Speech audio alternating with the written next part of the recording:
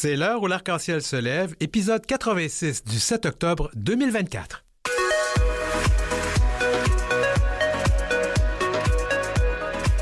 Au sommaire, le 11 octobre est la journée internationale du coming out. Est-ce encore pertinent pour une personne queer de faire un coming out en 2024? Et doit-on faire un coming out ou un coming in? Des groupes religieux trouvent des façons de contourner la loi interdisant des thérapies de conversion. Le journaliste Quentin Dufresne a infiltré un de ces groupes. Campagne contre la cyber-intimidation envers les personnes queer. À quand une loi interdisant cela, comme en France?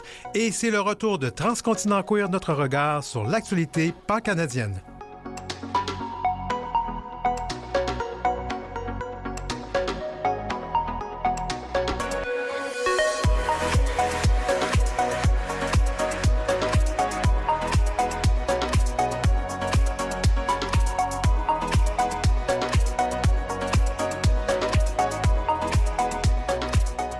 C'est l'heure où l'arc-en-ciel se lève avec Denis Martin-Chabot. La tradition de la journée du coming out, ou en fait le coming out day, ça remonte à la seconde marche, la deuxième marche à Washington pour les droits des gays et des lesbiennes. Ça a eu lieu le 11 octobre 1987. Ce jour-là, 500 000 personnes avaient manifesté à Washington pour l'égalité des droits des personnes homosexuelles et la reconnaissance de l'homosexualité. L'année suivante, à l'occasion de la première journée du coming out, donc en 1988, des milliers de gays et de lesbiennes ont publié leur nom dans les journaux. Alors, 36 ans plus tard, est-ce encore pertinent de faire son coming out?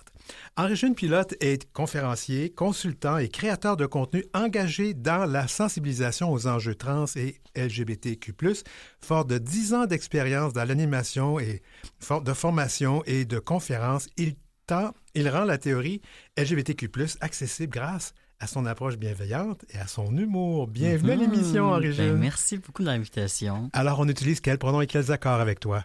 Il et les accords masculins. Tu te définis sur ton site comme façonneur de conversations bienveillantes sur les enjeux LGBTQ+. Comment aborder le coming out? À plonger dans un trou noir inconnu, je te cite là, de façon bienveillante. Mais je crois que le coming out, c'est une notion qui est intéressante. Je donne des conférences sur les enjeux LGBT et j'explique souvent l'hétéro-cis-normativité. Un gros mot, qui en fait... On va le définir pour ceux qui ne comprennent pas. Parfait, mais ce qui veut dire en fait simplement que la norme, comment notre société est créée, qu'est-ce qui est vu comme la norme, c'est d'être hétérosexuel et cisgenre. Okay. Donc, on prend pour acquis que tout le monde est cisgenre, donc qui s'identifie au genre qui était assigné à la naissance, ou hétérosexuel, jusqu'à preuve du contraire. Et de là, dans mes conférences, je demande souvent aux gens, c'est quoi des exemples de cette normativité-là dans notre société? Et souvent, les gens disent le coming out. Et moi, ça m'enthousiasme toujours beaucoup quand les gens disent le coming out, parce que c'est vrai. Le coming out existe parce qu'on prend pour acquis que tout le monde est soit hétérosexuel ou cisgenre jusqu'à preuve du contraire. Je vais tout de suite j'ai demandé sur les réseaux sociaux aux gens de voter. C'est vraiment pas scientifique, mais je vais avoir en fait des commentaires des gens. Puis on me dit, ça serait le fun qu'on n'ait plus besoin. Je pourrais dire que 96% des gens qui ont répondu sur la trentaine de personnes qui ont répondu disaient que oui, il faut le faire encore. Ouais. Mais pour plusieurs personnes, ça serait le fun de ne plus avoir à le faire. Mais ça serait le fun, oui. On va-tu arriver là un jour, tu penses? Je crois que oui. Je crois que c'est possible, puis on le voit aussi là, dans le sens où est-ce qu'à travers le temps, je pense qu'en lien avec la sexualité, on a de moins en moins besoin. Je veux dire, dans des situations où est-ce que nos familles, nos proches ou les milieux dans lesquels on travaille sont homophobes, des fois on veut pas faire notre coming out. Mais sinon, on a aussi des situations où est-ce que on prend pour acquis que tout le monde, peut-être leur sexualité, elle est mouvante. Et je pense que c'est qu'est-ce qu'il faut faire. Je pense que qu'est-ce qu'il faut qu'on aille vers. Mais la réalité est tout autre parce que là, on est entre un cadre théorique, un espoir peut-être, et la réalité.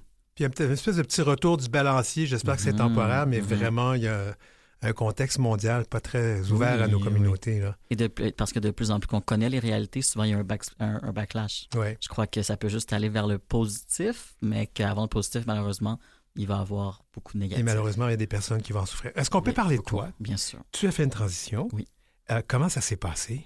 Ça s'est passé, c'était le coming out, moi j'aime ça, mes coming out, j'en ai plusieurs. J'ai fait mon coming out lesbienne à la base en 2014 et j'ai fait un coming out trans en 2018. Donc, et je pense que ensuite de ça, je peux même dire que après ça, j'ai fait un coming out bisexuel. On revient toujours parce que on revient à cette notion d'hétéro-cis-normativité-là. Le genre et la sexualité sont très collée dans nos sociétés, quand en fait, elle ne devrait pas nécessairement l'être. Non. Dans le sens où est-ce qu'il y a une différence entre la sexualité et le genre, le sexe et le genre, et on oublie ça parce qu'on les prend un peu tous ensemble comme un package, ce qui vient un peu créer les stéréotypes, l'espèce d'idée que pour être une drag queen, il faut être homosexuel. Oh. Non, l'idée, c'est que les mouvements homosexuels ont créé l'art de la drag queen, vous comprenez? Oui. Mais on vient mélanger, ou par exemple, un métier, que c'est une femme mécanicienne, bien, peut-être que sa sexualité va... Donc, il y a tous ces stéréotypes-là qui sont construits par ces idées-là, en fait. J'en ai une blague là-dessus. Moi. J'ai 2 amies lesbiennes qui ont passé une annonce sur les réseaux sociaux. Elles se cherchaient quelqu'un pour faire des travaux ménagers, des travaux oui. Personne à tout faire. Puis là, je les ai appelés, je dis, je comprends pas, là. Vous n'êtes pas capable? Vous n'êtes pas capable? J'adore. Bon, et non, là, on le dit pour rire, puis il faut vraiment pas que ça soit plus que ça. Mais c'est des blagues, parce que dans la société, c'est ça qu'on met sur nous. Donc, d'être des personnes LGBT, on peut faire ces blagues-là entre nous. Entre nous, certainement. Parce qu'on se les fait dire toute notre vie. Ben oui, tout à fait. Alors, c'est intéressant. Tu viens d'aborder le fait qu'on peut faire plusieurs coming out dans une vie. Puis ça peut... puis on doit parfois refaire le coming out parce que les gens ne comprennent pas la première fois. Bien sûr. Qu'est-ce que ça signifie, coming out, pour les personnes transgenres et non-binaires? Ça signifie plusieurs choses. Ça signifie, je dirais que le coming out, moi, il change selon avec qui je suis. Par exemple, dans certains milieux, je vais simplement dire que je suis un homme, dans le sens où est-ce que les gens n'ont pas à savoir que je suis un homme trans, n'est-ce pas? Quand je vais à l'épicerie, par exemple. Il y a une expression qu'on dit, tu sais, you're male passing. Là, oui, comme, si on ne sait pas, on te voit, tu as l'air d'un homme, exactement. Point la ligne. C'est comme ça qu'on me lit. Oui. Mais il y a toute l'idée aussi où est-ce que je fais mon coming out avec certaines personnes, il va être différent dans un contexte professionnel, dans un contexte potentiellement sexuel, mettons amoureux, amical, de professionnel encore une fois, où je pense que les coming out sont, et c'est la même chose pour les personnes homosexuelles, c'est juste que pour les personnes trans, ben il y a une espèce de notion de sécurité, dans le sens où est-ce qu'on décide nous-mêmes de quel mot qu'on utilise, parce que c'est vraiment pas tout le monde qui est positif tant qu'à l'identité trans. Donc, c'est beaucoup de calcul. Tu fais beaucoup de travail auprès des gens, justement, qui sont dans cette situation en questionnement. Qu'est-ce que tu leur dis au sujet de leur coming out? C'est quoi les conseils que tu leur donnes? Bien, je leur donne d'apprendre. En fait, malheureusement, puis c'est très triste, là, c'est que l'identité trans puis le fait d'être une personne trans, c'est quelque chose de magnifique, c'est quelque chose qui va à l'extérieur d'une binarité de genre qui existe dans notre société. La binarité de genre, les gars aiment le bleu, les filles aiment le rose, c'est pas vrai. J'adore le rose, puis je suis un gars, je m'identifie gars, oui. Puis je pense que souvent, les gens vont être comme « Ah, j'y vais, non, je me lance à 100%, mais malheureusement, moi, je rappelle aux gens qu'il faut être réaliste pour leur sécurité. Et c'est très triste à dire. Je veux dire, à chaque fois, ça me brise le cœur. Je dis toujours aux gens, mais est-ce que tu es vraiment en sécurité? Est-ce que c'est le moment de le dire? Est-ce que à ta job, si tu dis que tu es trans, est-ce que tu vas perdre ta job? Mais comment ça va se passer dans ton milieu familial? Et c'est beaucoup de calcul de faire son coming out. Et puis, il y a plein d'autres choses, puis je vais en reparler plus tard à l'émission, mais il y a toute cette cyber-intimidation qu'on subit, nous, les personnes de nos communautés. Il faut être prêt à prendre ça quand on fait un coming out aussi. Bien sûr. Henri Schoenpilotte, c'était vraiment excellent de te jaser puis de t'avoir enfin à l'émission. C'est plusieurs fois qu'on t'invite et ça ne fonctionne pas. Cette fois-ci, ça a fonctionné. Yes. Merci beaucoup d'avoir été avec nous. Puis bonne journée du coming out. Merci, vous aussi. Merci. C'est l'heure où l'arc-en-ciel se lève avec Denis Martin Chabot. C'est l'heure où l'arc-en-ciel se lève avec Denis Martin Chabot.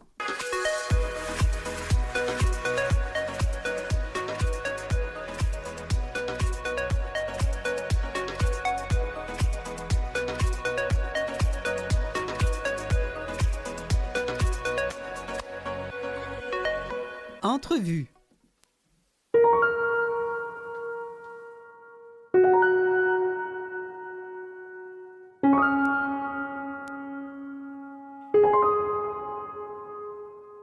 Bonjour, vous écoutez Coming In, Coming Out, un podcast d'Alice Le Guiffon. On y parle, entre autres choses passionnantes, de coming out à soi-même et au reste du monde. Bonne écoute. Bonjour. Alors aujourd'hui, c'est une interview un peu particulière. Je suis avec vous deux, Émilie et Oriane. Et on s'est demandé pendant un bon moment si on allait faire... Alors, ceci est une intro, en fait, une présentation d'un des épisodes. Nous, on dit balado-diffusion au Québec, mais en France, on dit podcast, qui s'intitule Coming In, Coming Out. Et nous joignons son animatrice, Alice Le Guiffon. Après 10 ans à enseigner et 15 ans à danser depuis 2021, elle se lance dans la réalisation sonore avec une approche très ciblée envers les personnes queer, assignées femmes, cis, trans et non-binaires. Bienvenue à l'heure où l'arc-en-ciel se lève, Alice. Merci beaucoup. Alors, nous, on a une petite tradition qu'on trouve très importante quand on a une nouvelle invitée. On lui demande quel accord et quel pronom vous utilisez. Alors moi, je me définis comme elle. D'accord. Alors, qu'est-ce que ça signifie pour vous, Alice, de faire son coming out? Alors c'est intéressant parce que pour moi, il y a vraiment deux phases. Il y a le coming in et le coming out. Et pour moi, le coming out, c'est une étape non obligatoire par laquelle certaines personnes annoncent au monde ou aux personnes choisies euh, leur orientation sexuelle ou leur identité de genre. Est-ce qu'on fait ce coming out, là, est-ce qu'on le fait d'abord pour soi? Pourquoi on le fait, ce coming out? Alors, je ne sais pas pourquoi les autres le font. Moi, je peux dire pourquoi moi, je l'ai fait. Tant que je ne l'avais pas fait, j'avais l'impression que les gens ne me connaissaient pas et notamment les personnes qui m'aimaient, je me disais, mais il faudra vérifier qu'elles m'aiment toujours une fois qu'elles sauront qui je suis vraiment. Et donc, c'était important de le faire pour à la fois assumer qui je suis vraiment et vérifier que les autres, ils ont bien compris qui je suis. Oui, en fait, ça, c'est important aussi. Et surtout, j'aime beaucoup auprès des personnes qu'on aime, hein. C'est important de savoir si elles nous aiment en retour, même si on est... Ah, mon Dieu, on n'est pas différent. Mon Dieu, c'est compliqué. Bon, on rentrera pas là-dedans. Autre Alice, sujet. oui, c'est un autre sujet. Comment est née cette idée de faire une balado, un podcast Coming In, Coming Out? Eh ben moi, j'ai fait un coming out très très tardif parce que c'était très compliqué de me l'avouer à moi-même, même si en vrai, je savais depuis que j'étais adolescente. Mais moi, j'avais peur que j'en m'aime pas parce que je me trouvais moi-même monstrueuse. Donc, ça a pris un petit temps de nettoyage. Et je me suis vraiment rendu compte quand j'ai commencé à rencontrer la communauté queer un peu plus et à avoir des représentations d'autres personnes s'identifiant comme queer, que si j'avais eu ces images-là, ces paroles-là beaucoup plus jeunes, mon histoire aurait été radicalement différente et je me serais pas sentie aussi seule. Et donc, j'aurais pas mis aussi longtemps à dire, ah bah oui, en fait, c'est ça et c'est pas du tout grave. Et du coup, quand j'ai fait enfin mon coming out, j'ai eu envie de donner la parole à ces personnes que j'avais pas entendues, pour moi les entendre et les donner à entendre. Et pourquoi, justement, c'est important pour vous de donner la parole aux femmes? Et là, on parle surtout des personnes assignées femmes. On va faire une distinction parce qu'il y a assignées femmes. Et on parle donc des femmes cis, des femmes, les personnes qui soient soit homo, bi, pan, asexuelles, non-binaires, cis ou trans. Mais surtout, on voulait entendre des voix, donc des personnes qui s'identifiaient ou qui étaient assignées femmes. Eh bien, parce que moi, comme je me définis comme femme et comme j'étais assignée femme, au départ, j'avais besoin de me comprendre moi. Et donc, c'est pour ça que j'ai commencé par ces personnes-là. Et c'est aussi parce qu'on les entend moins. Moi, j'ai grandi en sachant qu'il y avait des hommes homosexuels. La première femme homosexuelle que j'ai rencontrée en vrai dans la vie, j'avais plus de 30 ans. Et la première personnalité publique, lesbienne ou bi, dont j'ai entendu parler, j'étais encore plus vieille que ça. Et du coup, ces personnes n'existaient juste pas. Et pareil, j'avais déjà entendu parler, quand j'étais petite, on commençait déjà à parler des femmes trans, les hommes trans, nulle part. Oui, c'est vrai que les hommes trans, c'est pas que c'est nouveau, mais je pense que c'est un phénomène qui était plus invisibilisé aussi par ailleurs. Euh, Moi, ce qui m'intéresse aussi, parce que dans le balado, dans le titre, on dit coming out, coming in. Et j'aimerais voir avec vous ce que vous en pensez. La notion de coming in. Moi, j'ai quelques années sur vous, Alice. Et des coming out, j'en ai fait pour toutes sortes de raisons. Et là, maintenant, je commence à me dire, ça ne me le tente plus de faire un coming out. Moi, je fais un coming in. Je t'invite à faire partie de mon monde à moi. Et je n'ai plus rien à t'avouer ou à te dire, c'est à toi de t'habituer. Comment vous voyez ça, vous, cette notion de coming in, coming out? Alors, le coming in, c'est un podcast en français, du coup, un balado de Élodie Font, qui s'appelle Coming In, qui est c'est un documentaire magnifique. Si vous ne l'avez pas écouté, ça dure 20-30 minutes, où elle raconte tout son processus de découverte d'elle-même et d'acceptation d'elle-même. Et donc, moi, ce que je définis, mais pour moi-même, comme le coming in, c'est toute cette période où on est en train de se poser des questions, de se dire peut-être, oui, mais quand même pas, mais ça m'étonnerait, mais alors, est-ce que c'est vrai? Est-ce que je ressens bien ça? Est-ce que je suis bien cette personne-là? C'est toute cette phase-là où on est en train de se faire son coming out à soi-même, en fait. Et du coup, à l'intérieur, du coup, in. Très C'est comme ça intéressant. que Oui. moi, je le définis. Non, c'est très intéressant. Donc, on va célébrer encore cette fois-ci, puis ça fait depuis 1987 que ça existe, la Journée internationale du coming out. Est-ce que c'est encore pertinent, le coming out, en 2024? Ben, on aimerait bien que ça ne le soit plus, hein. En fait, c'est ça que j'ai envie de dire, moi. C'est que vivement le jour où ce sera plus du tout un sujet. Oui, en effet, j'ai fait sur les réseaux sociaux un petit sondage et je me rends compte que beaucoup de gens m'ont dit la même chose. Ça serait bien de ne plus avoir à le faire, mais on ressent encore le besoin. Rapidement, est-ce qu'il y a dans vos podcasts, vos balados, des histoires qui vous ont particulièrement marqué dans vos entrevues? Ah, il y en a beaucoup. C'est rarissime que je verse pas une petite larme lors d'une interview. Je pense par exemple à Palou qui a fait un arrêt cardiaque quand elle avait une quarantaine d'années. Elle a été déclarée en état de mort cérébrale. Et elle se souvient d'avoir eu une espèce de flash et de se dire « Oh, j'ai jamais connu de femme ». Et elle est revenue. Oh. Elle est revenue de là où elle était parce qu'il fallait absolument qu'elle vive cette expérience. Et cette histoire, elle est absolument bouleversante. J'aime beaucoup aussi l'histoire, enfin j'aime beaucoup. Non, je trouve très nécessaire l'histoire d'Hélène qui a vécu une relation violente avec une femme. Et c'est encore un des tabous de notre société, c'est-à-dire que on commence à admettre que parfois les hommes peuvent être violents, mais en fait, hélas, c'est pas un privilège qui leur est réservé. Et les relations toxiques avec les femmes existent aussi. Bon, elles sont toutes bien, allez écouter. Il y a Violette aussi qui vient d'Amérique du Sud et qui a dû fuir son pays parce que l'homosexualité là-bas, c'est pas du tout. Il y a plein d'histoires merveilleuses. Alors, pour les trouver, ces histoires-là, qu'est-ce qu'on fait? On tape Coming In, Coming Out. C'est assez bien référencé sur la plupart des plateformes d'écoute maintenant. Alice Le Guiffard, merci beaucoup d'avoir été avec nous à l'heure où l'arc-en-ciel se lève. Merci beaucoup. C'était un grand plaisir. C'est l'heure où l'arc-en-ciel se lève avec Denis Martin Chabot.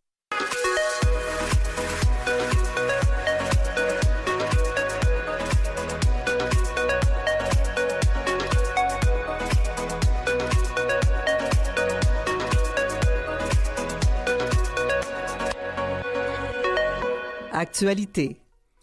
Bien qu'elles soient illégales au Canada depuis 2021, les thérapies de conversion se pratiquent toujours au Québec, dissimulées derrière des portes closes. Les thérapies de conversion sont considérées comme de la torture. Ça, c'est pas mes mots, ce sont les mots des Nations unies, rien de moins. Le documentaire Gates ne sera point, diffusé sur la plateforme de visionnement Crave, se penche sur les rouages, les conséquences et les horreurs de ces séances qui visent essentiellement à modifier l'orientation sexuelle ou l'identité de genre. Quentin Dufresne, qui est journaliste à la Presse canadienne maintenant, mais a participé à un documentaire un peu indirectement, il a infiltré un des nombreux groupes religieux qui contournent la loi pour torturer les personnes queer en questionnement ou qui sont mal dans leur peau. Je sais, j'ai dit des gros mots, Quentin. Bienvenue à l'émission. Merci, bonjour. Alors, nous, c'est la tradition. Chaque nouvelle personne ici, on leur demande quel accord et quel pronom on utilise. Oui, il, lui, au masculin. Alors, c'est quoi une thérapie de conversion? Commençons là.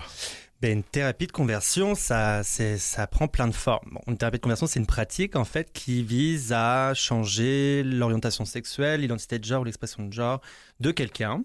Ça peut prendre d'une forme, ça peut s'inscrire dans un contexte religieux, mais ça peut aussi s'inscrire dans un contexte médical, comme on voit des thérapeutes qui essayent de faire changer d'avis des personnes qui voudraient faire une transition, par exemple. Ouais. Et ça, c'est interdit. Oui, effectivement. Donc, il y a 2 lois qui sont passées. La loi au Québec, c'est passé en décembre 2020 et le fédéral a emboîté le pas 1 an après. Donc, c'est interdit, mais il y a encore des groupes religieux, surtout des groupes religieux qui défient la loi. En fait, ils disent que la loi de Dieu a préséance sur la loi des pays. Alors, comment le font-elles ou le font-ils, ces groupes-là, pour faire des thérapies de conversion malgré tout? C'est des pratiques qui sont vraiment insidieuses. Là. C'est comme... puis là, on le voit maintenant que c'est rendu illégal. Ça a vraiment pris des formes plus cachées. On n'utilise pas le terme thérapie de conversion, par exemple, quand on nous vend des thérapies de conversion. Et donc, pour parler de l'enquête, quand j'étais journaliste au journal Métro, on a réalisé une infiltration dans des églises montréalaises avec ma collègue de l'époque, Zoé Arcan, et en se faisant passer pour des jeunes personnes LGBTQ2+, qui souhaitaient changer d'orientation sexuelle. Et donc, pour ma collègue, on lui a proposé de faire une délivrance. Donc là, on parle pas de thérapie thérapie de conversion, mais bien de délivrance, délivrer de l'esprit du lesbianisme qu'on lui a dit. Donc, on lui a fait subir un exorcisme notamment. De mon côté, j'ai infiltré une église dans Hochelaga Maisonneuve, qui était pas mal connue. Le pasteur était pas mal connu à l'époque au Québec. Alberto Carbone, il avait même de l'espace à la télé à l'époque. Il avait pignon sur rue dans le village d'ailleurs de Montréal. Et donc, j'ai infiltré son église. Et là, on me proposait des soins pastoraux. Pour m'accompagner dans cette délivrance aussi. On me disait que Dieu délivrait toujours, qu'il y avait des gens qui avaient été délivrés dans cette église, etc. Mais le premier volet de l'enquête, en fait, que j'ai réalisé avant tout ça, j'ai contacté Ta Vie Ton Choix, qui est un organisme catholique, ultra-catholique, on pourrait dire, au Québec, basé au Québec. Et je me suis passé pour un jeune homme gay qui voulait changer d'orientation sexuelle. Donc, il proposait des groupes de soutien, il proposait de mettre en contact avec un thérapeute. Et donc, j'ai demandé d'être mis en contact avec un thérapeute pour changer d'orientation sexuelle. Et c'est là que j'ai reçu un courriel assez étonnant, parce qu'on me disait « Bonjour Jérémy », parce que c'était mon identité à l'époque, ma fausse identité, « Bienvenue aux États-Unis ». Et le thérapeute, entre guillemets, Robert Vasso, qui est un thérapeute en fait situé au Nevada. Donc là, on voit que ici, c'est rendu illégal. Mais on m'a mis en contact avec ce thérapeute du Nevada. Et comment procéder à la thérapie de conversion ? C'est pas me payer un billet d'avion, là, mais c'était de utiliser la télépratique. Donc après la pandémie, là, tout ce qui est Zoom, Teams et tout ça, la téléconférence a explosé. Et là, on voit qu'eux utilisent ça pour contourner l'interdiction territoriale, en fait, des thérapies de conversion. Wow. Alors, qu'est-ce qui t'a amené, Quentin, à justement t'intéresser à ça? Du temps que tu étais journaliste au défunt quotidien Métro, là. Ça a commencé même avant ça, en fait. C'était à l'université, c'est vrai. C'était à l'université, puis je faisais mon diplôme de journalisme à Concordia. C'était en pleine pandémie, j'étais dans mon petit studio, voilà. J'apprenais les bases, les b.a.-ba du métier, et j'avais une personne proche dans mon entourage qui avait failli finir chez un thérapeute chrétien. Que ses parents voulaient lui faire rencontrer. Et donc, je me suis intéressé à tout ça. Et puis, la loi allait passer, en fait. C'était avant que la loi passe. Ouais. Donc, j'étais intéressé à voir comment ils se préparaient, comment ils appréhendaient cette loi-là. Et là, j'étais jeune journaliste, là, tout jeune, j'étais comme, j'étais face à des ultra-catholiques qui me disaient que c'était contre nature, qu'on allait toujours envoyer des gens dans des états libres. On m'a dit qu'il y aurait toujours du monde derrière le rideau de fer, vraiment des termes assez poignants, là, quand même. C'était très convaincu. Puis ils savaient très bien que la loi s'en venait et comment ils allaient s'y prendre pour malgré tout, faire ce qu'ils avaient à faire. Là, on le sait, les thérapies de conversion, ça marche pas. De toute façon, je pense que ça n'a pas marché avec toi. Non, ça, au contraire. Maintenant, c'est quand même des thérapies de conversion, c'est des pratiques dangereuses qui peuvent causer des traumas. Il y a des gens qui sont interviewés dans ce documentaire qui nous parlent de leurs traumas. Moi, ça m'a fait pleurer d'entendre ça. Toi, comment tu as vécu ça? C'est sûr que j'ai parlé avec des survivants et des survivantes aussi de thérapie de conversion, c'est sûr. Mais moi, je suis partie des communautés LGBTQ2+ aussi. Je suis une personne queer, fait que c'est sûr aussi j'avais ce côté-là sur le terrain, là, d'aller à la messe. Même si tu allais pour une enquête journalistique, il y a quand même des choses épouvantables qu'on t'a dites, là. Oui, c'est sûr. J'avais un petit secret. J'en ai pas encore parlé, c'est vrai, de ce petit secret-là, mais j'avais un petit secret. En effet, j'avais parlé avec la fille d'Alberto Carbone pour me préparer en fait à mon terrain, pour essayer de comprendre son caractère, sa personnalité, pour être au mieux pour l'infiltration. Et une fois à la messe, parce que j'allais à la messe tous les dimanches, et en fait, Sandra Carbone m'avait expliqué qu'à l'époque, à l'église de son père, il y avait ces deux hommes gays, séropositifs, c'était dans les années 90, qui demandaient ces services-là à son père et sont décédés en fait du sida. Et en pensant qu'ils allaient en enfer à cause de ces idées-là. Et en fait, j'ai pensé à ces messieurs-là tout le long de mon infiltration. Je ne connais pas leur nom, je ne sais même pas qui sont, mais je le faisais pour eux un petit peu aussi. Mais c'est sûr, je faisais mon travail de journaliste là, mais j'avais ces deux messieurs-là en tête pour mon côté plus personnel. Qu'est-ce qu'on retient de ton expérience? Ou qu'est-ce qu'on devrait retenir de ton expérience? Au sein des églises? Au sein de ce que tu as vécu, le fait qu'il y a encore des thérapies de conversion qui sont pratiquées de façon détournée au Québec. Mais c'est comme dans le documentaire, on le voit bien, il y a l'ancien ministre Lametti au fédéral qui en parle et il dit une loi, c'est un premier pas. Et en effet, là, cette loi elle donne plus de place aux victimes, en effet. Il y a une reconnaissance pour les victimes. Faut savoir que avant, il n'y avait pas tout ça. Elles étaient laissées à elles-mêmes et aux conséquences de ces thérapies, de ces pratiques-là, pardon. Faut voir qu'il y avait beaucoup de travail à faire, je pense. Peut-être ça. Parce qu'il y avait comme soit une ignorance de la loi ou soit un mépris, en fait, de la loi. Oui, parce que c'est quand même clairement dit dans le documentaire, là, Gay, tu ne seras point. Plusieurs personnes de certaines églises disent la loi de Dieu après séance ou la loi de l'homme.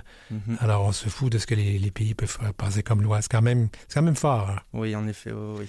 Est-ce que, justement, parlons de ce documentaire. Je sais que ce n'est pas toi qui l'as fait, mais tu as fait partie des personnes interviewées. En effet. Où est-ce qu'on peut voir ce documentaire? Alors c'est sur la plateforme Crave. Puis ça. On peut oui, c'est disponible. C'est une plateforme de visionnage en ligne. C'est assez facile là, quand on est abonné à la plateforme ou pas. Et d'autres enquêtes journalistiques sur les personnes queer s'en viennent de ton côté parce que je sais que ce sont des questions qui te tiennent à cœur. Oui, en effet. Oui. J'en dirai pas plus pour le moment, mais oui, en effet, il y en a quelques-unes dans mon assiette. Là. Parce que tu as beaucoup travaillé sur ces questions-là quand tu étais à la presse cet été. En effet. Merci beaucoup, Quentin Dufresne. Merci beaucoup à toi. Merci beaucoup.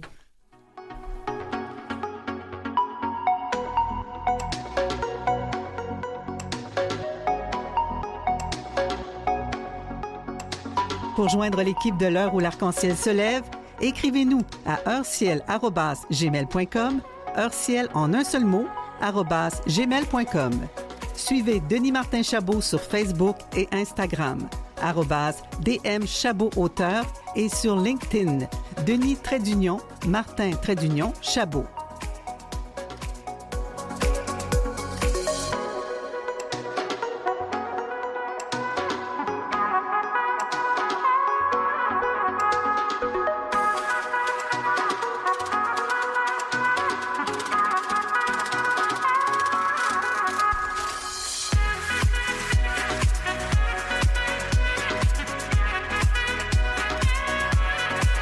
Et puis, après la pause, la cyber-intimidation des personnes queer encore. Oui, ça se continue.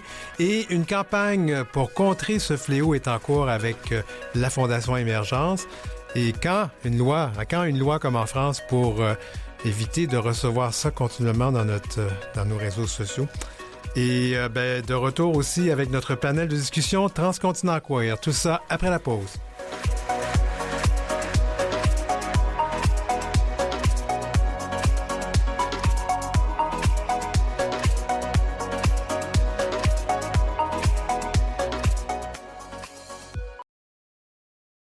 Vous écoutez L'heure où l'arc-en-ciel se lève avec Denis Martin Chabot. En deuxième partie, c'est le grand retour de notre panel de discussion, notre groupe de discussion Transcontinent Queer sur les actualités queer d'un bout à l'autre de la grande francophonie canadienne. Mais avant, une entrevue sur la cyber-intimidation des personnes queer encore et toujours.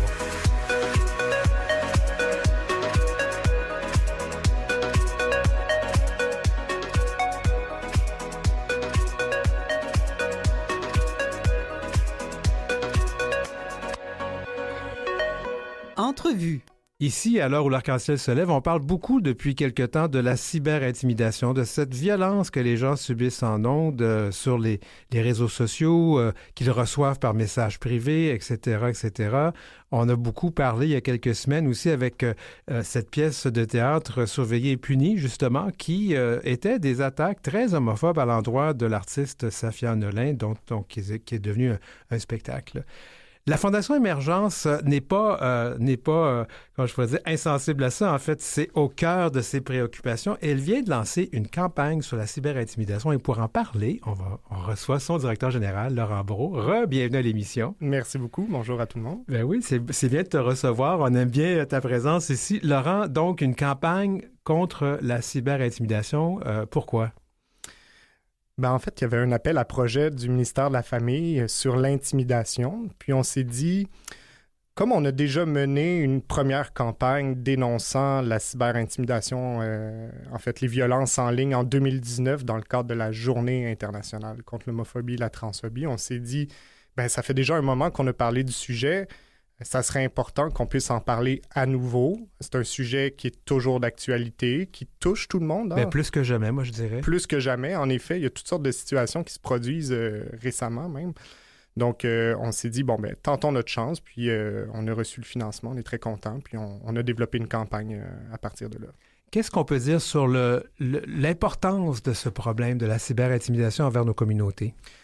Bien, ce qui est important, d'abord, c'est de rappeler, comme je viens tout juste de dire, c'est que la cyberintimidation, ça touche tout le monde. Mm-hmm. Ça, c'est sûr. Là. Mais est-ce que nos communautés sont plus à risque? Nos communautés sont, en effet, plus à risque. C'est vraiment le point, en fait, de la campagne. Donc, oui, quand on est différent, en fait, au niveau de l'identité de genre, l'orientation sexuelle, des normes, ben, on est plus facilement la cible de propos haineux, d'insultes, etc., qu'on retrouve sur les réseaux. D'ailleurs, quand on a monté la campagne, on a lu toutes sortes d'études. C'est quand même plus de la moitié des jeunes LGBTQ+, qui signalent avoir déjà été victimes de cyberintimidation. C'est pas rien. C'est vraiment pas rien. Puis, on parle de 96% des jeunes LGBT, autant dire quasiment tout le monde, là, ont vu des contenus blessants envers les personnes LGBTQ+, sur les réseaux sociaux. Fait qu'il y a vraiment une présence, on en est témoin, on en est victime. Puis, c'est même un jeune sur 5 qui finit par penser que c'est normal de voir la cyberintimidation contre les communautés LGBTQ+. Fait qu'il y a vraiment matière à agir. C'est pour ça qu'on a créé une campagne avec affiches, autocollants, vraiment destinée pour les milieux scolaires, mais aussi le milieu de la santé et services sociaux et également même les milieux policiers. Puis on a une formation qui vient, en fait, qui est offerte là, pour les différents milieux pour savoir comment déceler la cyberintimidation, comment la prévenir, puis ensuite intervenir contre les cyberharceleurs, mais aussi pour aider les victimes de cyberintimidation. Parce que présentement, il y a peu d'appui. J'aimerais rappeler aux gens, on a fait une entrevue il y a quelques temps avec Francis Richer, qui est a fait un étudiant en enseignement, et son orientation sexuelle, il l'a dévoilé aux élèves et s'est retrouvé avec des propos absolument épouvantables. Et quand il a rapporté ça à la police, on a dit, ben, c'est pas très criminel. Fait, il n'y a pas vraiment de recours quand on est pris là-dedans. C'est pour ça que on se pose la question s'il ne faudrait pas légiférer pour encadrer... comme ça se fait en France, Comme ça se fait en France, en effet. C'est sûr qu'il y a toujours la question de la liberté d'expression. Mais la liberté d'expression, on veut la protéger, elle doit rester. Oui, mais là. C'est pas la liberté d'haïr et de faire de l'oppression. C'est exactement ça. Ouais. Une fois qu'on souhaite nuire directement à des personnes en particulier ou à des groupes en particulier, c'est là que la limite est franchie, là. Moi, j'avais décidé que j'en parlais pas, mais là, j'en parle maintenant parce que de l'intimidation, de la cyberintimidation, j'en reçois régulièrement sur les réseaux sociaux, de par mon travail comme journaliste qui fait de l'information sur les communautés LGBT. Et j'avoue que c'est vraiment pas agréable à recevoir, même si on dit on est bon, on est capable on ignore ça, on peut pas ignorer parce que c'est très violent. Qu'est-ce que vous disent les gens qui vous ont parlé sur cette question de la cyberintimidation? Ben, c'est que ça laisse des marques. D'ailleurs, c'est le thème de notre campagne. La cyberintimidation LGBTQ-phobe laisse des marques, pas nécessairement physiques, mais psychologiques. Puis sur l'estime de soi, un sentiment d'exclusion, d'isolement, perte de confiance en soi. On a lancé une vidéo d'ailleurs, il y a à peu près 2 semaines, avec des jeunes des communautés LGBT qui témoignent de la cyberintimidation qu'il ou elle a vécu. Puis, franchement, c'est assez choquant, tu sais, parce que ces personnes-là, en fait, se retrouvent... en fait, ça leur a pris du temps de pouvoir s'en remettre. Et le sentiment aussi d'être seul. Oui. Puis de ne pas avoir personne pour nous aider.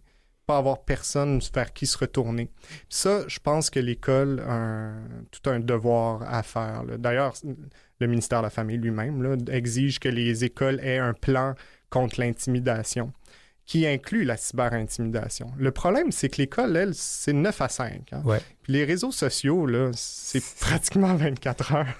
C'est absolument horrible. Oui. Donc, comment intervenir le soir, par exemple, ou comment assurer une veille le soir? Puis là, ben, le rôle des parents entre en jeu aussi.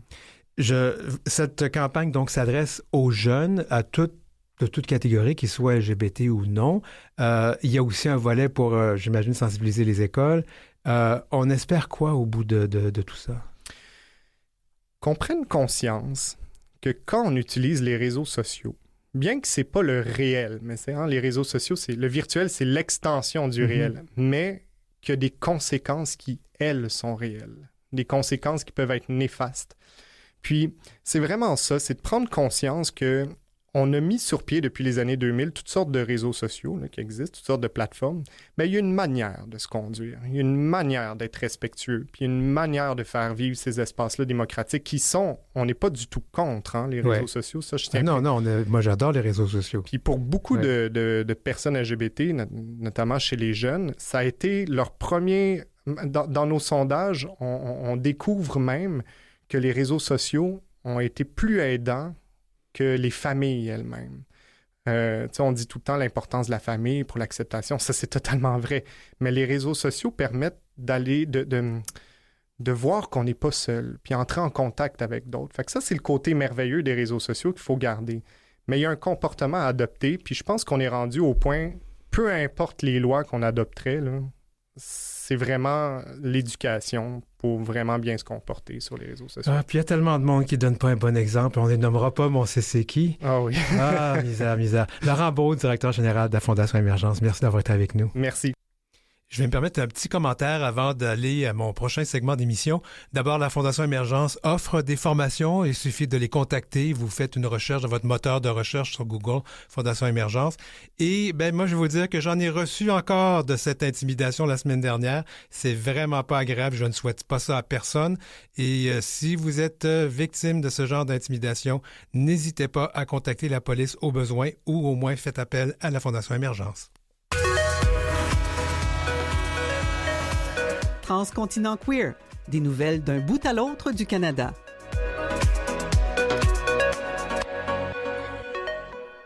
Et oui, c'est notre grand retour de notre tournée mensuelle qui s'appelle Transcontinent Queer, une tournée du Canada francophone queer. On reçoit nos panélistes habituels, Roseva Falk-Jenkins, qui est du comité franco-queer Edmonton. Salut Roseva! Bonjour. Et on reçoit aussi à Toronto, on reçoit Arnaud Baudry, qui est directeur général de Franco-Queer. Bonjour. Et en Nouvelle-Écosse, c'est Dan Robichaud qui est à Clare. Salut Dan, notre activiste. Comment ça va? Ah, Dan est sur son téléphone, puis il a de la difficulté avec son petit bouton pour se mettre en ligne, pour nous donner du son. Alors, je vais continuer à parler, Dan, parce qu'on va aller à toi. Oh boy! Est-ce que ton bouton fonctionne? Pas du tout. Alors, je vais sauter. On va aller à Roseva, puis on va t'appeler. Ce sera pas bien long. Je vais envoyer le numéro de téléphone à notre ami parce qu'on a un petit problème de son avec notre panéliste à Clare. Alors, Roseva, il y a des élections dans la province qui est à Edmonton, mais les provinces voisines. On commence par la Saskatchewan. C'est quoi? Est-ce qu'il y a des enjeux pour nous, les enjeux pour les communautés queer dans cette campagne électorale?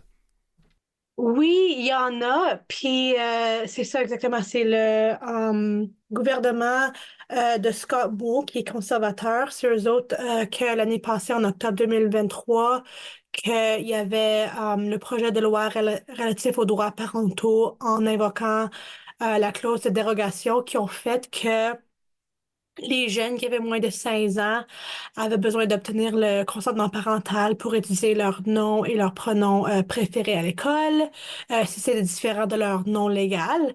Alors ça a été fait par le gouvernement de Scott Moe.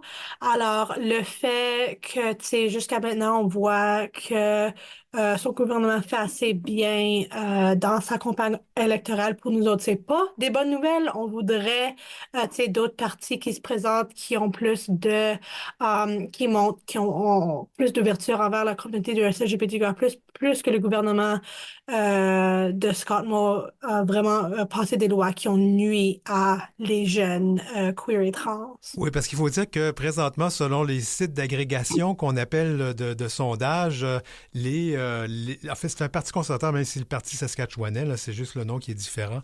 Ils sont comme c'est entre 5 et 7 points d'avance sur le NPD. Alors, c'est clair qu'ils ont de grandes chances de remporter la prochaine élection. Hein.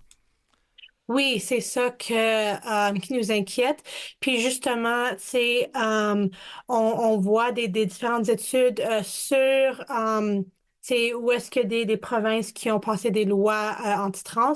On a vu en États-Unis, en voyant nos voisins, en comparant, il y a une nouvelle étude qui a été faite dans les États-Unis pour les États où est-ce que les lois anti-trans ont été passées, puis on a vu qu'il y avait un grand impact de santé mentale, beaucoup des nombres de suicides, de taux de suicide de personnes queer et trans, que ça l'a monté. Alors, c'est malheureusement des effets très néfastes qu'on voit quand il y a des lois comme ceci qui sont passées par des gouvernements comme celui de Scott Moore. On va aller à l'autre bout du pays. Je pense que Dan est au téléphone. Dan, il y a des élections, de campagne électorale aussi au Nouveau-Brunswick. Et là aussi, c'est un gouvernement conservateur qui a passé des lois très anti-trans qui, est en campagne et lui aussi mène dans les sondages, si je comprends. Oui, effectivement. Il y a les élections au Nouveau-Brunswick que je pense que toutes les personnes queer de l'Acadie Atlantique ou du Canada Atlantique regardent ça. C'est vraiment une élection particulièrement critique pour les droits des personnes trans parce que le parti de Blaine Higgs a pris un virage qui est très, très conservateur, très marqué sur ces questions-là, surtout avec la politique 713 qui concerne les jeunes trans et non-binaires. Il y a quand même une drag queen, Rose Beef, qui fait campagne pour demander aux gens queer d'aller voter et de surtout pas voter pour ce gouvernement-là. Il y a une chose qui se passe qui est incontournable, oui, c'est Tommy Desrosiers, la Queen Rose Beef, qui est drag queen de grande renommée sur la scène au Nouveau-Brunswick, qui utilise son public pour sensibiliser les gens de pourquoi aller voter. On se souvient de lui parce qu'il a aussi utilisé son public pour sensibiliser les gens auprès des manifestations qui se passaient il y a quelques mois. Mais là, on poste tous les jours une raison pourquoi il faut voter dans l'élection au Nouveau-Brunswick. Et c'est vraiment intéressant. C'est même comment est-ce que moi, je me suis alimenté de ce qui se passe au Nouveau-Brunswick et pourquoi c'est si important.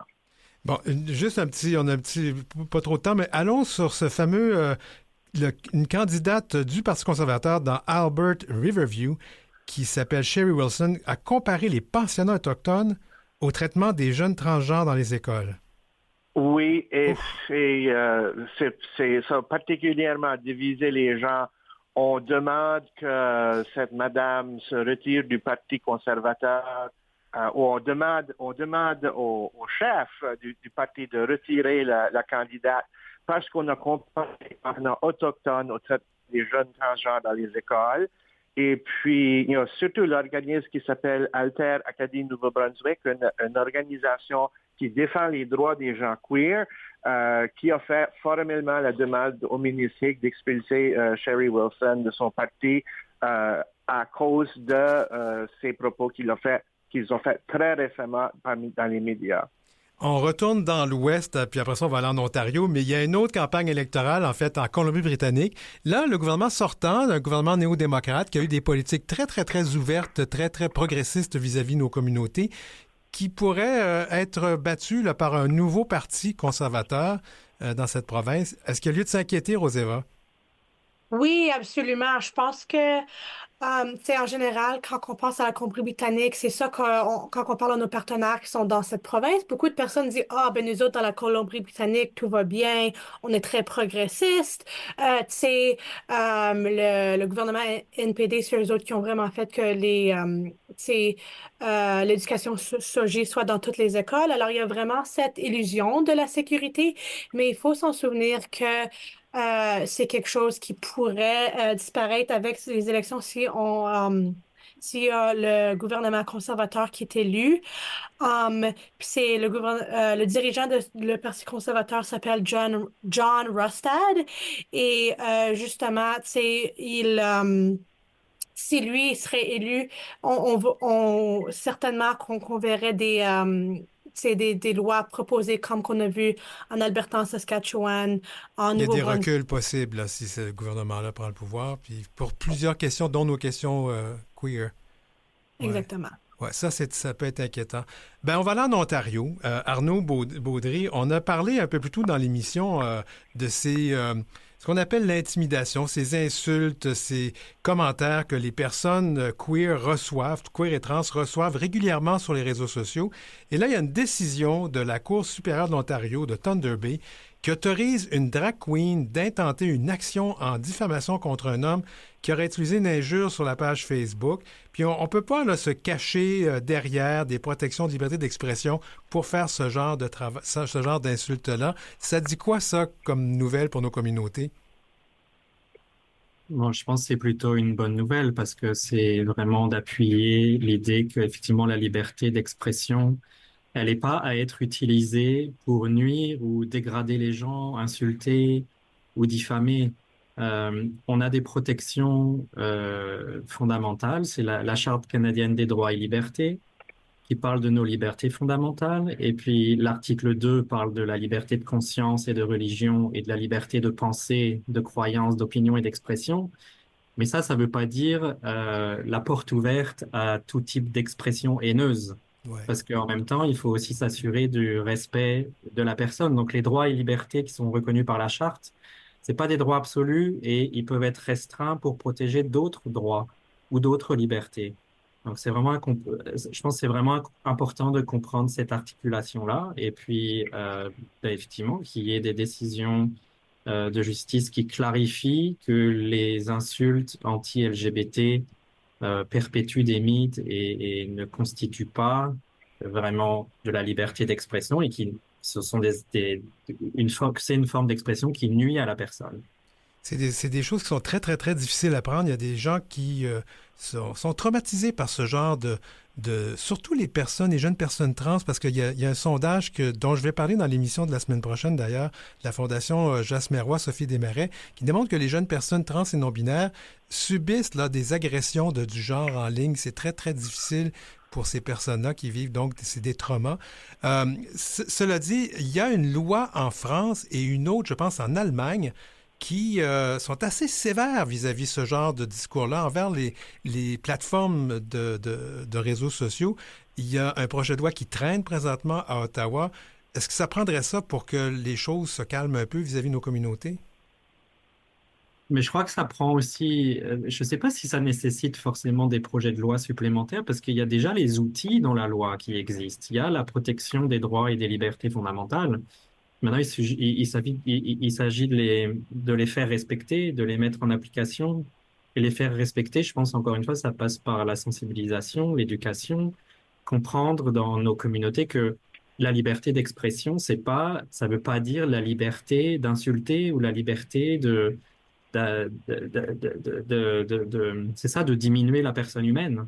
Oui, tout à fait. On va aller en Nouvelle-Écosse maintenant. Je retourne Dan Robichaud. Dan, la fierté, ça a été pas mal célébré cette année en Nouvelle-Écosse, hein? Oui, en Nouvelle-Écosse, on a vu, comme dans toutes les provinces atlantiques, une belle visibilité et une forte participation par les communautés queer, surtout les événements de la fierté.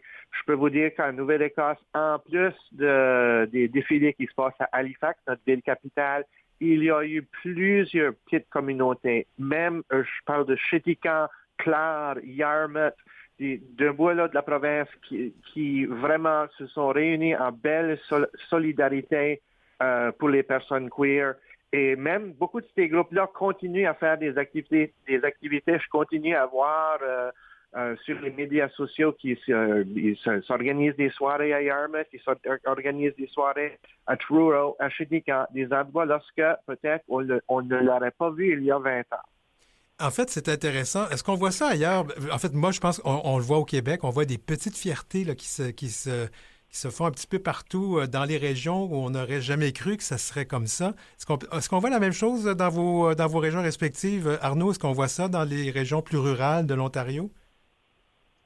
Des petites fiertés, oui. En fait, il y a beaucoup d'initiatives de fierté. Après, si on regarde les initiatives spécifiquement francophones, c'est un peu plus compliqué parce que les francophones, là, je reviens d'une tournée de consultation dans la province, justement, où on a collecté pas mal de données sur le terrain des communautés franco-queer.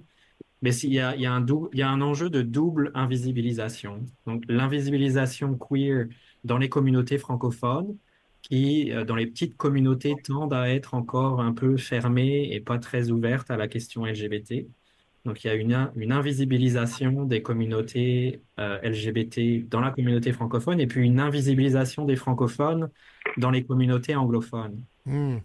Donc, c'est pas très nouveau, mais encore une fois, ça relève les enjeux de cette intersection particulière qui est nos intersections franco-queer.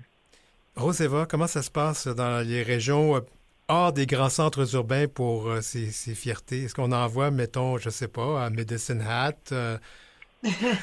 Oui, ben c'était bien une qui nous a particulièrement touchés, c'était en 2021, c'était la communauté de Red Deer, qui est une communauté assez conservatrice, qui ont fait, tu sais, c'était en 2021, il y avait la pandémie, alors la façon qu'ils ont fait, c'était assez créatif. On a fait un défilé d'auto qui est allé tout dans la ville de Red Deer. Alors nous autres, tu sais, à Edmonton, on a fait un petit tournée de voiture à peu près ça nous a pris 2 heures de se rendre là, mais ça, pour nous autres, c'était vraiment important pour aller dans une plus petite communauté, pour montrer qu'il y avait des personnes francophones et queer dans cette plus petite communauté rurale. Alors pour nous, c'est ça, des fois, on les voit moins, mais on veut vraiment faire l'effort quand ça existe pour montrer que tu sais, des communautés rurales, que c'est vraiment quelque chose que ça existe, puis que les personnes sont là. J'ai toujours une blague que je fais quand je parle de mon séjour en Alberta. J'ai quand même vécu longtemps à Edmonton et je disais, écoute, ben, j'ai travaillé à Radio-Canada, j'étais francophone, j'étais queer et végétarien. Oh là là là là, j'avais tout contre moi en Alberta. En Alberta, où est-ce que le bœuf est vraiment beaucoup. Et les gros camions aussi. J'avais fait une blague à un moment donné sur quelqu'un. J'ai dit, ah oui, cette personne-là est albertaine, pur bœuf. Écoute, je vais redonner la parole à Arnaud. J'aimerais qu'on parle, Arnaud, justement, Franco-Queer, ton organisation. C'est très important. Vous faites une tournée à travers la province de l'Ontario pour connaître les communautés et leurs besoins. C'est rendu où tout ça? Oui, on vient de terminer le deuxième volet de notre consultation. Donc, on a fait une première partie dans le sud-est et le centre. On est parti dans le nord là, dans les 2 dernières semaines et puis ensuite on va finir début novembre dans le sud-ouest. On est passé à travers une dizaine de communautés déjà. L'idée, c'est vraiment de connecter avec les communautés locales et puis de collecter des données sur le terrain. L'idée, c'est vraiment de ensuite pouvoir, en s'appuyant sur ces données-là, de développer un programme d'appui au leadership francophone de SLGBTQIA+, à travers la province, et de voir comment est-ce que Franco-Queer pourrait mieux appuyer les groupes locaux, les petits groupes dans les petites communautés. On est passé aussi à Ottawa. Ça sort un peu des enjeux des plus petites communautés. Là, il y avait un plus gros groupe dans notre consultation. Mais sinon, en dehors de ça, on est allé à Cornwall, Hawkesbury, Hamilton, London. Et puis, dans le nord, on est allé à Thunder Bay, Hearst, Timmins, Sudbury et North Bay. Ouais. Et vraiment, c'est intéressant de voir les enjeux communs entre les différentes communautés. Ce que je disais un peu tout à l'heure, l'invisibilisation des Ouais. communautés franco-queer, le manque de moyens, le manque de sentiment de sécurité dans les petites communautés. Il y a des personnes, nous, ce qu'on entendait, c'est vraiment à la sortie de secondaire, mon objectif, c'est de quitter ma communauté et puis je veux aller dans une grande ville pour étudier, là où je pourrais connecter avec d'autres personnes queer et trans. Mais il y a quand même des personnes qui ont le courage, on va dire, de revenir dans leur petite communauté un peu plus tard. Et puis, c'est intéressant de voir, on a beaucoup entendu des témoignages disant qu'il n'y avait pas eu vraiment de changement entre le moment où elles sont parties et le moment où elles sont revenues. Donc, il y a encore beaucoup de travail de sensibilisation à faire. Et le dans les rapport de communautés. tout ça, ça va être disponible quand? Alors, ce qu'on va faire, c'est une première présentation des résultats intérimaires au mois de novembre, a priori. On va faire ça en ligne. Donc, toute personne pourra se connecter de n'importe où. On va présenter nos résultats intérimaires et puis collecter des retours sur nos résultats intérimaires. pour venir ensuite alimenter le développement de la stratégie d'appui des groupes locaux. Mais ça, on fera une entrevue avec toi certainement, Arnaud, juste sur cette question-là, hors de notre panel de discussion. Je voulais vous remercier tous les trois. C'était vraiment le fun de vous revoir en cette nouvelle saison de l'heure où l'arc-en-ciel se lève. Merci donc à Roseva Falk-Jenkins du comité franco-queer à Edmonton. Merci à Arnaud Baudry, qui est directeur général de Franco-Queer à Toronto, et l'activiste queer et VIH Dan Robichaud à Clare, en Nouvelle-Écosse. Merci à vous trois. Bonsoir. Merci, salut.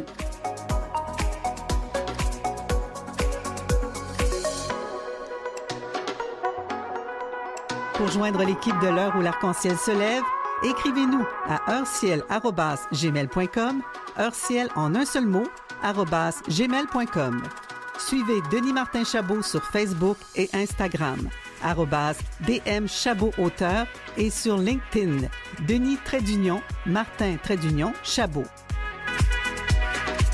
C'était l'heure où l'arc-en-ciel se lève, épisode 86 en ce 7 octobre 2024. N'hésitez pas à communiquer avec nous, je le répète, heurciel@gmail ou @gmail.com.